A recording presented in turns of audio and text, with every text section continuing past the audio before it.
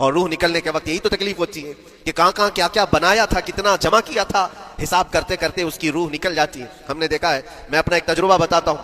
उम्रा से हम वापस आ रहे थे, 40 लोगों का काफिला था।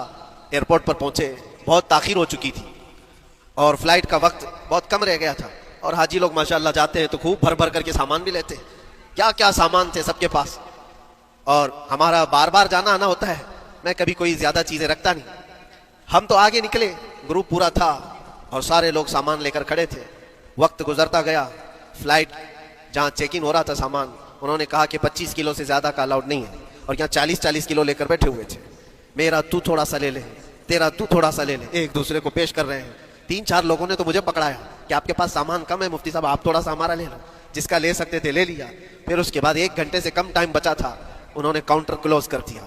मैंने देखा 20 से 25 हाजी ऐसे हैं जिनका सामान बिखरा हुआ है और क्या ले जा सकते हैं हाथ में, वो भी 7 किलो 8 किलो इतना ही था। उनकी ख्वाहिशात में देख रहा था, कोई मुसल्ला उठाता है, कोई खजूर उठाता है, कोई कहता है नहीं मेरे बच्चों के लिए खिलौने लिया था इसको ले लेता हूँ। वो ले लो तो मुसल्ले छोड़ना पड़ता है, ये ले लो तो खजूर छोड़ना पड़ जाता है। किसी न किसी तरह से वो लोग आखिरी वक्त 2-4 चीजें लेकर के निकल रहे थे और बिखरा हुआ पूरा सामान एयरपोर्ट पर ऐसे ही मौजूद था। 1-2 किलो नहीं, कितने किलो का सामान छोड़ करके यूं ही आना पड़ा। या तो फिर फ्लाइट के सफर पे जाओ या सामान में लगे रहो, 2 ही ऑप्शन थे। और कौन वो छोटे सामान के लिए अपना सफर मुलतवी करता। वापस आए, हसरत भरी निगाहों से देखते रहे अपने सामान को।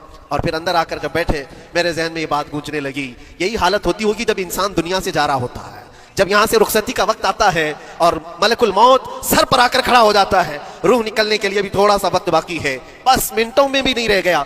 जब उसको नजर आता है, अब ये सोचता है इतनी नमाजें बाकी रह गई, इतनी ज़कात भी रह गई, हज भी था और भी कुछ चीजें किसी के देने के बाकी थे, कर्जे भी थे। किस चीज की नसीहत करूं, किस चीज की वसीयत करूं। फलां जगह एक घर खरीद करके उसके डॉक्यूमेंट तो वहां रखा था, बेटे को भी नहीं बताया, बेटी को भी नहीं बताया, पता नहीं किसके हाथ लग जाएगा। ये ख्वाहिशात घूमती रहती है, वो किसी को बता भी नहीं पाता। इधर मलकुल मौत रूह निकाल कर निकल पड़ती।